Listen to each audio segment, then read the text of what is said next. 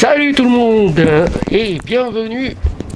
Alors, avec Armarius, une fois n'est pas coutume, aujourd'hui, on va aller au Moyen-Âge. Enfin, la fin du Moyen-Âge, vers la guerre de 100 ans, avec un individu dont sans doute vous avez déjà entendu parler. Barbe Bleue. Ça vous dit rien, ça? Ce conte pour enfants effrayant de Charles Perrault. Ce conte n'est pas né de l'imaginaire de Charles Perrault, mais certainement inspiré d'une histoire vraie. Et laquelle, me direz-vous? Celle d'un bonhomme que j'ai bien connu à l'époque, qui était sympa, charmant, chaleureux, cultivé. Gilles de Rais. Et ouais, j'étais compagnon de Gilles de Rais. Vous aurez qu'à regarder l'image derrière, vous allez voir. Ah, j'étais pas mal à l'époque. Là, là. J'ai bien vieilli. J'ai gardé ça en souvenir. Bon. En même temps, il était déjà vieux à l'époque. Hein. C'était pas un des derniers modèles. Hein. Mais j'étais pas aussi riche que monsieur Gilles de Rais, qui avait la possibilité de lui s'acheter des trucs neufs. Hein. Voilà, c'est tout. Ok. Donc je vais vous parler de Gilles de Rais. Et oui, l'un des plus grands criminels pédophiles de l'histoire. Des centaines d'enfants disparus. Voilà qui est Gilles de Rais. Voilà qui est le personnage. Ça, c'est impressionnant. Et ouais, depuis, on n'a pas fait mieux. Ou on n'a pas fait pire, devrais-je dire. Nous sommes dans la première moitié du XVe siècle, c'est-à-dire 1400-1450 à peu près. Sous le règne du dauphin, c'est-à-dire celui qui n'est pas encore roi, qui devrait être roi de France, Charles VII. Charles VII, eh oui. La France est livrée aux Anglais.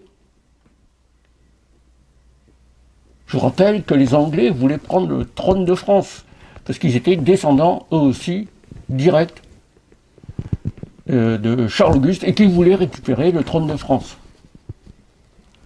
Charles VII, le dauphin, voit son territoire se réduire à peau de chagrin au moment où arrive Jeanne la Pucelle, Jeanne d'Orléans, d'accord, comme vous voulez, et qui va sauver le royaume de France. Est-ce que c'était une bonne idée? Ça se discute. D'accord? Et là-dedans, Gilles de Rais est un homme riche, influent. C'est une grande famille de France, d'accord? C'est un grand baron de la France. Et qui, aux côtés de Jeanne d'Arc, va se montrer brave, courageux. Je m'en souviens, il était Henri de Gaillard. Hein? Il en a pourfendu de l'anglois, lui. Hein? J'ai gardé son épée d'ailleurs en souvenir. Elle était sympa, hein? Ouais, trop cool. Mais il y a quelque chose que je me suis toujours demandé. Comment ce preux chevalier a-t-il pu sombrer dans le satanisme, dans le crime, dans la pédophilie? Moi qui l'ai bien connu, j'ai encore du mal à y croire. Revenons un petit peu sur l'histoire de ce tueur en série, psychopathe, traumatisé peut-être par quelque chose, ou pas du tout traumatisé. On n'en sait rien du tout, d'accord? Et bizarrement, qui est passé de l'ange au démon. Si on revenait sur son enfance, Gilles de Rais, il naquit, on va utiliser le passé simple, en 1404-1405, on n'est pas très précis à l'époque, dans le bas Poitou. Le jeune Gilles aime les arts,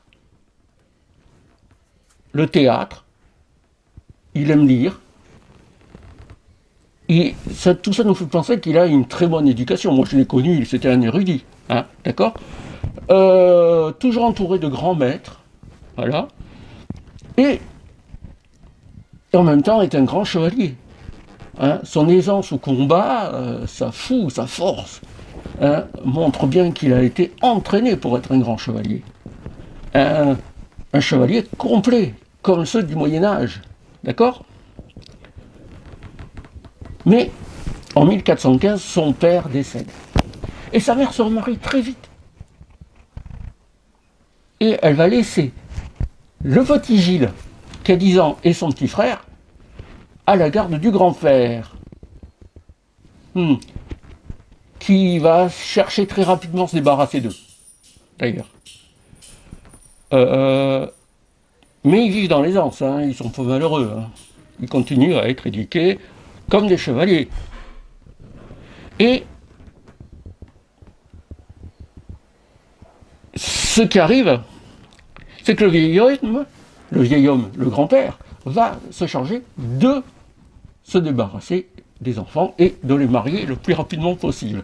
À l'époque, Gilles a 16 ans et il se marie avec Catherine de Thouars, qui est riche, elle aussi, on est autour de 1420, qui lui amène une belle dot, beaucoup d'argent, de son côté aussi, et qui va avoir une fille.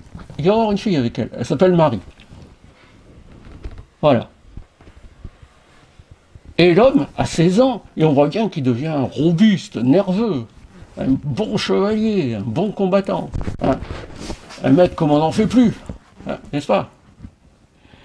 Et beau gosse avec ça. Ah là là, ouais, je m'en souviens, c'était le bon vieux temps.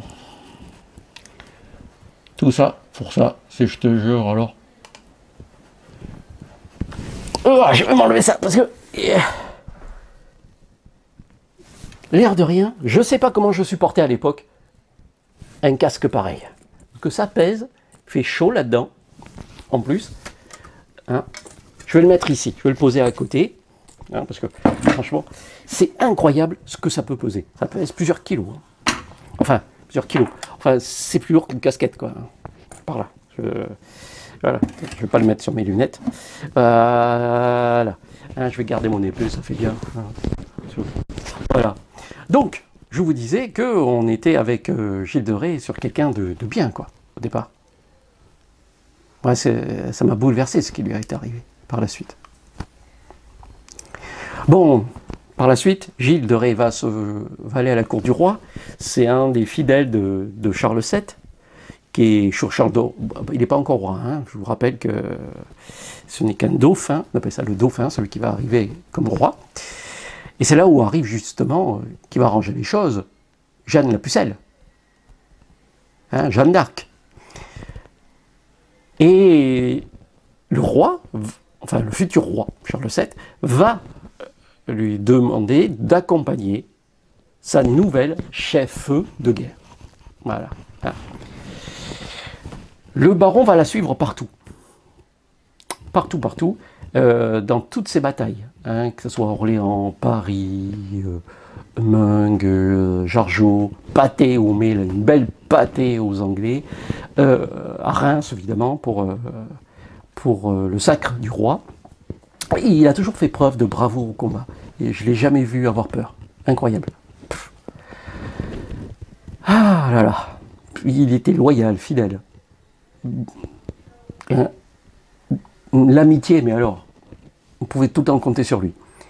Et vu sa noblesse et vu son courage, à 25 ans, ce gaillard, il a été nommé maréchal de France. 25 ans, vous imaginez? Pétain, lui, il a attendu vachement plus longtemps. Hein. Moi, quand j'ai connu Pétain, après... Ah là là là là. Enfin, et je pense que la vie de Gilles de Rais, notre futur psychopathe, la plus belle partie de sa vie, elle est là. Dans ses combats avec Jeanne d'Arc. Hein? Et ça le tient quelque part. Il y a quelque chose qui le tient. Je ne sais pas si c'est les règles religieuses ou quelque chose comme ça, mais ça le tient. Hein? D'accord?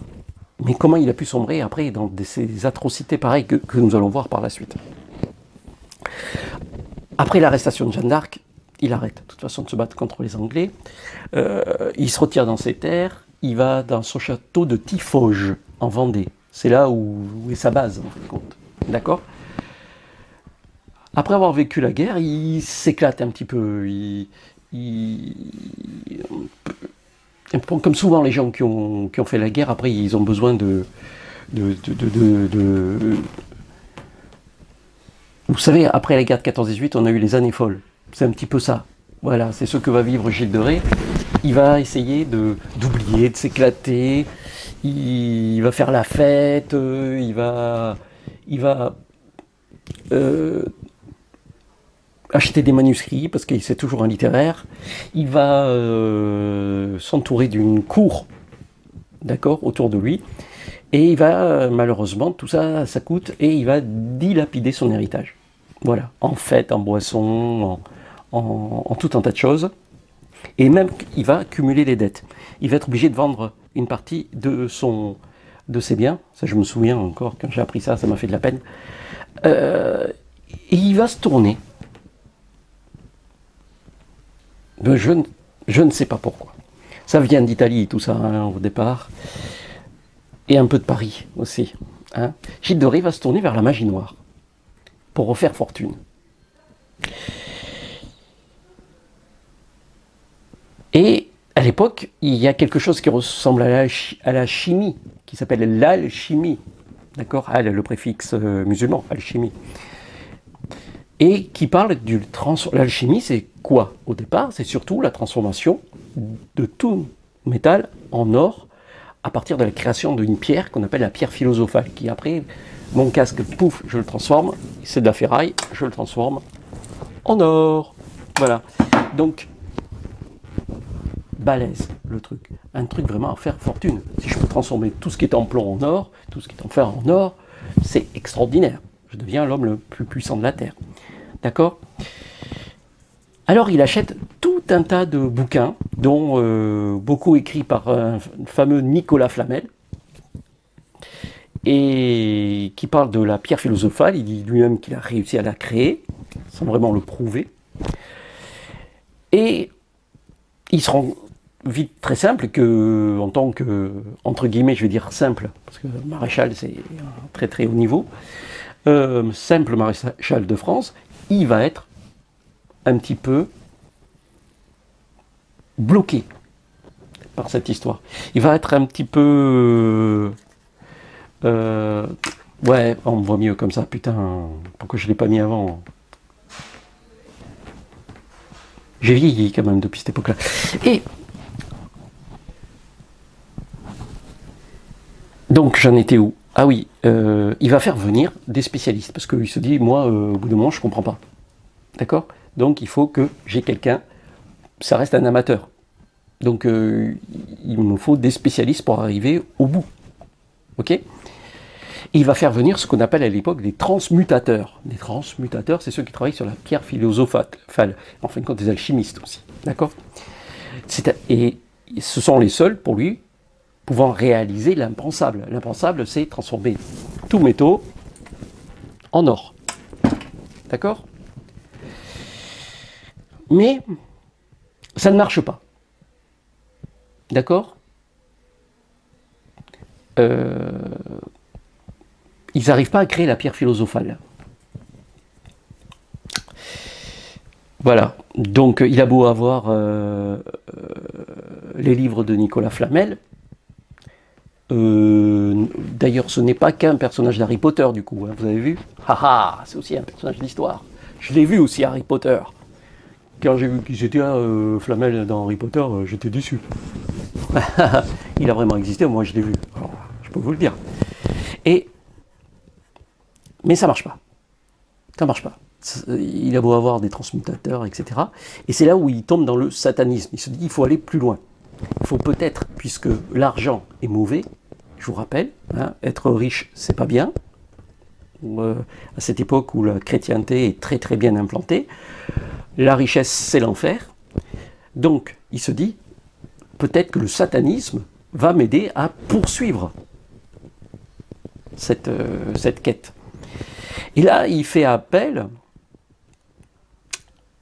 à un dénommé Duménil, qui lui dit, voilà, il faut donner au diable tout ce qu'il voudra.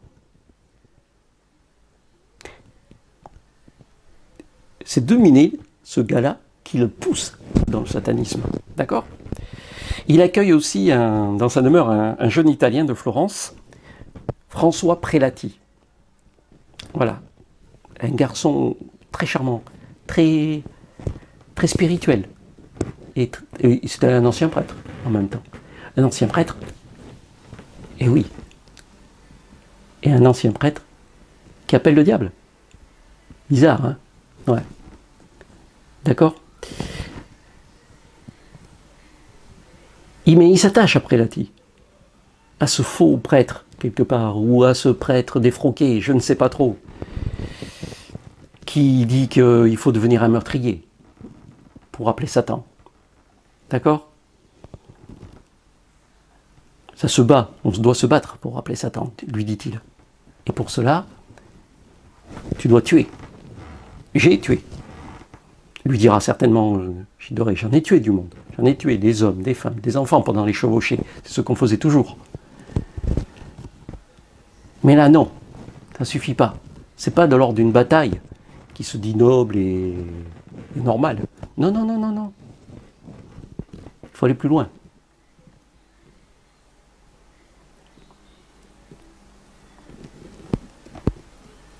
Pour Prelati et tous les sorciers qui entourent le maréchal Gilles de Rais, l'issue est simple.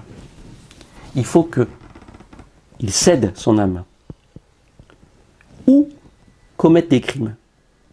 Comme il a peur de céder son âme, ben il va commettre des crimes, tout simplement.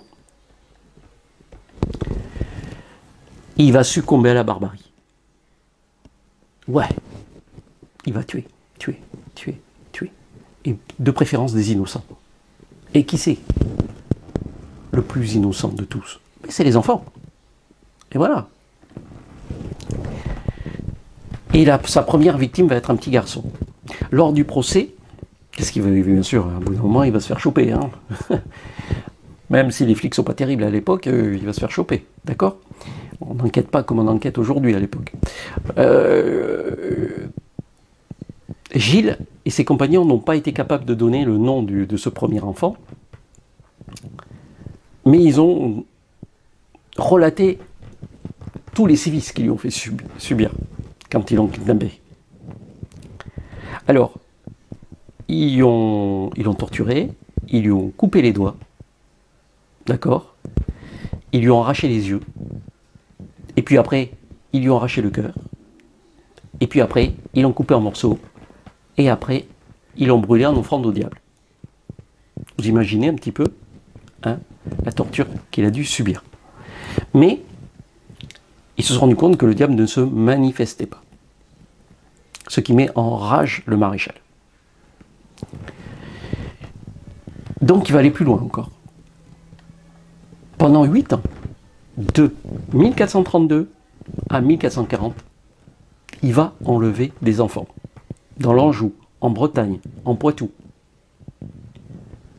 D'accord? Du coup, dans la région, ils vivent dans la terreur. Ils ont peur pour leurs enfants. Ok? Parce qu'on ne retrouve rien. Les enfants sortent, ils vont jouer, et ils ne reviennent jamais. Ils vont se promener dans la forêt, ils ne reviennent pas. D'accord? Les parents crient, pleurent, mais en vain. Les raisons du crime sont totalement inexpliquées.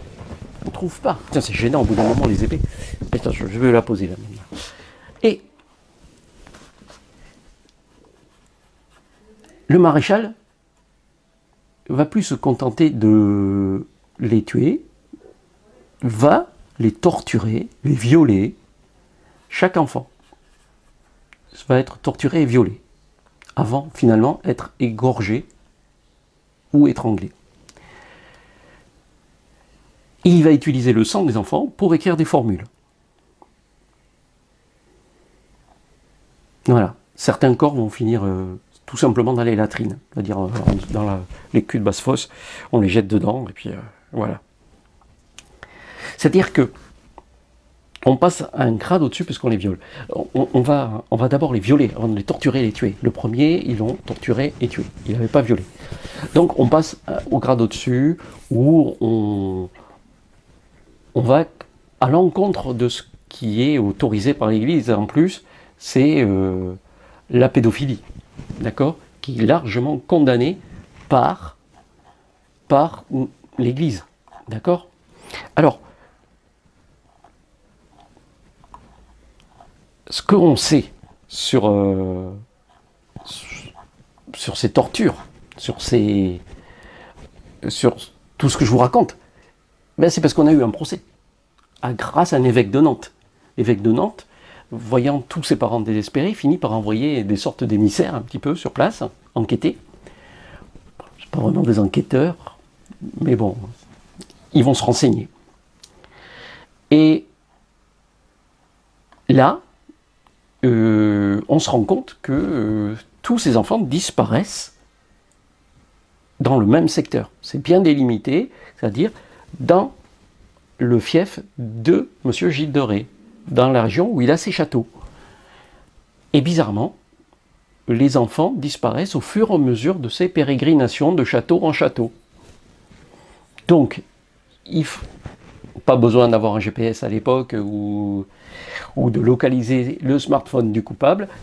Ils se disent, bizarrement, on nous dit que Gilles de Rais était à tel château quand dans telle région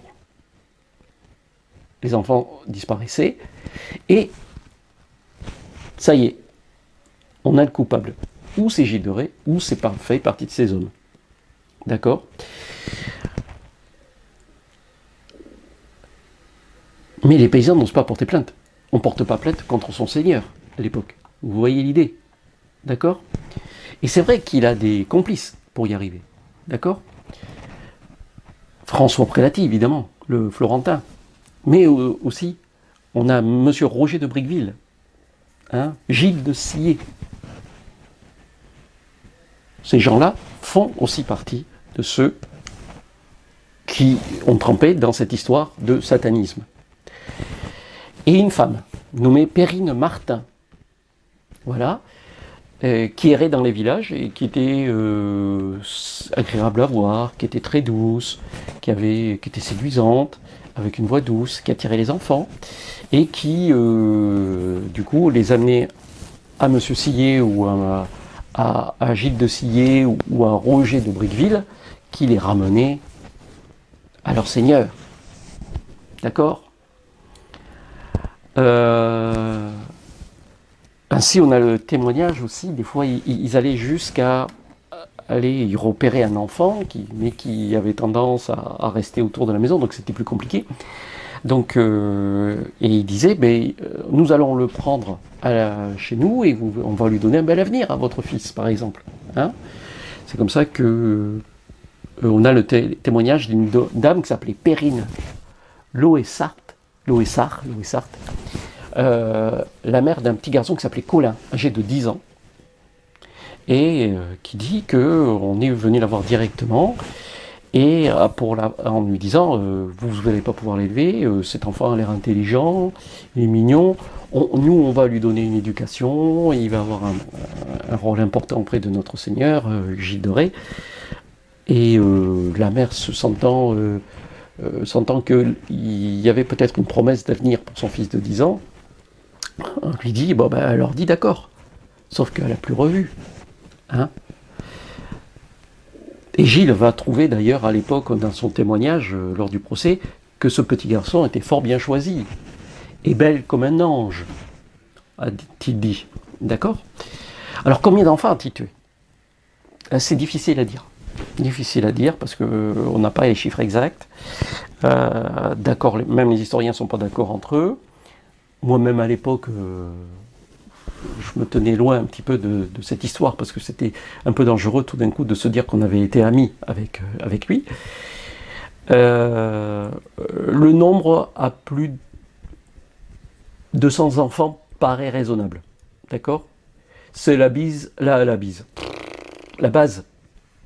200 enfants. Voilà. Vous imaginez un petit peu 200 c'est la base. Ok? Ça paraît raisonnable.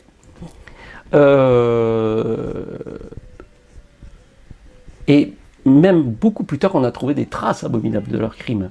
Puisque à Tiffauges, justement, vous savez, son château, en 1889, un médecin, qui était un petit peu archéologue, chercheur de trésors, etc., découvrit une oubliette où il y avait des os et des têtes d'enfants. C'est-à-dire qu'on les avait jetés là comme ça. D'accord? Voilà. Donc cette barbarie s'est arrêtée en 1840, quand il a été arrêté. Il a été enfermé, interrogé à Nantes, et il va être condamné à être pendu et brûlé.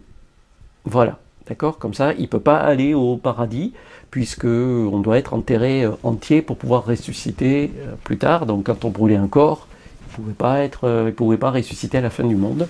Donc il sera brûlé après avoir été pendu. De toute façon, il a été excommunié avant. C'est-à-dire qu'il a perdu tous ses droits religieux. Voilà. D'accord? Alors à l'époque, j'ai le texte là, je peux vous le lire. Hein.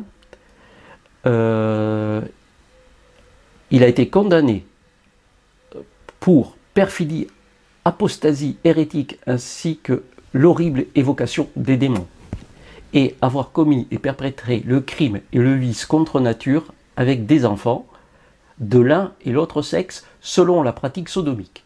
Voilà. Ce qui lui valut donc pendaison et bûcher.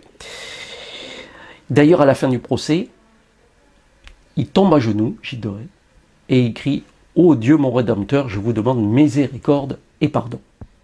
Et puis il se tourna vers le peuple, en se disant qu'il y avait certainement des parents parmi eux. « Vous les parents de ceux que j'ai si cruellement mis à mort, donnez-moi secours de vos pieuses prières. » Est-ce qu'il s'était rendu compte de quelque chose ou pas? Ou est-ce qu'il s'était réveillé? En tous les cas, allez savoir. Alors, même si Gilles de Rais est bien différent, ce plus grand criminel pédophile de tous les temps, même s'il est bien différent de Barbe Bleue, quand même. D'accord? Barbe Bleue, c'est quand même les atrocités commises par un ogre d'enfant. Ok? Eh bien, c'est pas tout à fait le compte de Gilles Perrault, mais du coup, Gilles de Rais on sera aussi appelé le Barbe Bleue nantais. Aussi, parce que moi je l'ai connu, il était très très très brun. Et quand on est très brun comme lui, assez poilu, quand le soleil tape directement dessus, vous pouvez avoir des reflets bleu corbeau, vous savez. Voilà. Mais évidemment, Charles Perrault s'est sans doute inspiré de la brutalité, de la cruauté, des meurtres commis pour imaginer le personnage évidemment particulièrement terrifiant du célèbre Barbe Bleue. Enfin bref, Gilles de Rais ou Barbe Bleue, ça fait toujours peur aux enfants. Voilà. Le plus grand, maintenant vous connaissez l'histoire du plus grand criminel pédophile de l'histoire. Et n'oubliez pas, si vous avez aimé, de mettre un pouce, de dire que vous avez aimé, de vous abonner. Et je vous raconterai d'autres histoires de personnages comme ça, terribles.